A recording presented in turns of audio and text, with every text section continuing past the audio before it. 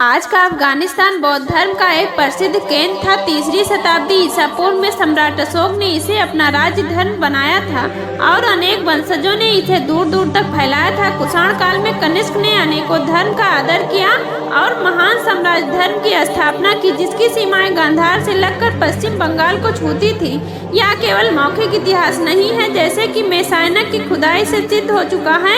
गांधार क्षेत्र है, यहाँ अनेक संस्कृतियों का समावेशन होता था। आधुनिक काल में यहाँ सूखा और गरीबी का साम्राज्य है। कुछ वर्ष पहले यहाँ खुदाई में एक कंकाल मिला जिसकी हड्डियाँ हरी नीली हो गई थी। परीक्षण से पता चला कि उन पर तांबे का थोथा जमा हुआ था। विश्व के पुरातत्व शास्त्र का ध्यान इस ओर गया और यहाँ एक बौद्ध नगर का अनावरण किया गया। यह एक विस्तृत ऋण पाया गया है जिसे अनेक स्तूप, भवन, मंदिर, सभागार आदि हैं। हजारों की संख्या में प्राचीन सिक्के, बुद्ध की मूर्तियां एवं आभूषण मिले हैं जो 3री से 7वीं शताब्दी के विकसित किए गए हैं। इस धराशायी बौद्ध नगर इसी के नीचे दबा हुआ है। एक प्रख्यात अमूल्य खजाना है। यहाँ विश्व की सबसे समृद्ध तांबे की खान दबी हुई है जिसकी चौड़ाई 2.5 मील है और जो 1.5 मील की बाबाली पर्वत पर समाई है, जिसे आंकड़ा बिना खुदाई के संभव नहीं है। इसमें दबा हुआ तांबे का भंडार है जिसका वजन 1 करोड़ 25 लाख टन आंकड़ा गया है, जिसके बिकने से अफगानिस्तान सबसे अमीर देश बन सकता है।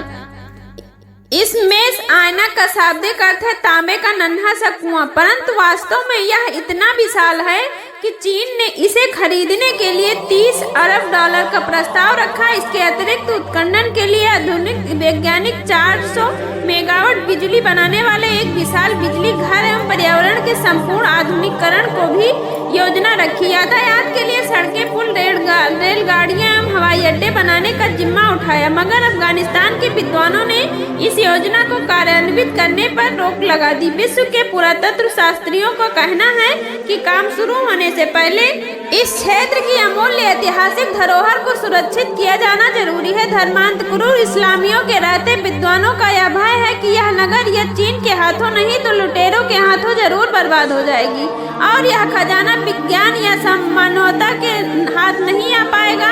विडंबना यह है कि यह जो प्राचीन इतिहास इस उत्खनन से अनाहूत हुआ है, वहीं इसी प्रदेश की शांति व संस्कृति का साक्षी है, क्योंकि आधुनिक काल में हिंसात्मक गतिविधियों से उल्टा है। इसीलिए आध्यात्मिका का साम्राज्य था। करीब 7 भवखंडियों भवन भिक्षु के पाए गए हैं, जिसने पूजा वेदियों, विशाल काम्ब्रिज आदि हैं। ये भवन अर्धचंद्राकार हैं जो इस दुर्ग के चारों ओर फैले हुए हैं।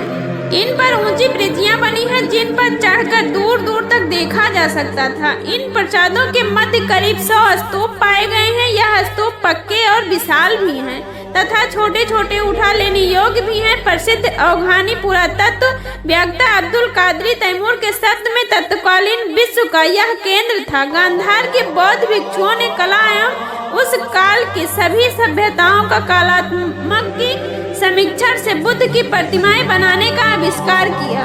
विशेषकर यूनान और यूरोप की नकल में प्रतिमा बनाने की कला का जन्म यहीं पर हुआ। मध्य एशिया की भाषाओं में प्रतिमा को बुद्ध कहा जाता था।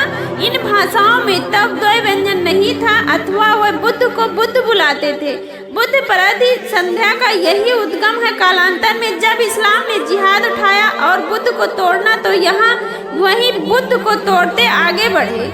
मेष आयनक में जो बुद्ध की मूर्तियां मिली हैं उनमें लाल, नीला, पीला एवं नारंगी रंग भरा गया था, जो अभी भी सुरक्षित है। यहाँ पर सिद्धार्थ की अलभ्य प्रतिमा मिली है जो उनके बुद्धत्व प्राप्त करने से पहले की है, जो केवल एक राजकुमार थे। हजारों की संख्या में तांबे के मिले हैं जो 3री से 7वीं शताब्दी तक के हैं। कई सिक्कों पर कनिष्क की छाप है, कईयों पर राजकुमार कनिष्क और एक और बुद्ध की छाप है। मेष आयनक इस बात का साक्षी है कि इस प्रदेश के बौद्ध मतावलंबी उद्योगों से संपन्न थे। यहाँ दबे तांबे की खान तब समृद्ध उच्च नीच थी और यह प्रदेश व्यापारिक केंद्र था। वामयान युक्त हो गया, परंतु मेष आयनक अपनी खजानों के कारण दबा हुआ है और बच गया। चिंता इस बात की है कि यहाँ काम करने वाले मजदूर से अमूल्य खजानों को अपने धर्म में नहीं जोड़ पाते। तालिबान के क्रूर अनुयायी इन्हें काफिर कहकर इन्हें लज्जित करते हैं और उन पर इल्जाम लगाते हैं कि तुम मुसलमान होकर बौद्ध धर्म का प्रचार कर रहे हो, इसीलिए ऐतिहासिक धरोहर खतरे में है। ऐतिहासिक धरोहर के खतरे का सबसे बड़ा कारण तांबे की चोरी भी हो सकती है। आपको वीडियो कैसी लगी कमेंट करके जरूर बताएं। जल्द मिलते हैं नए टॉपिक के साथ। नमो बुद्धाय।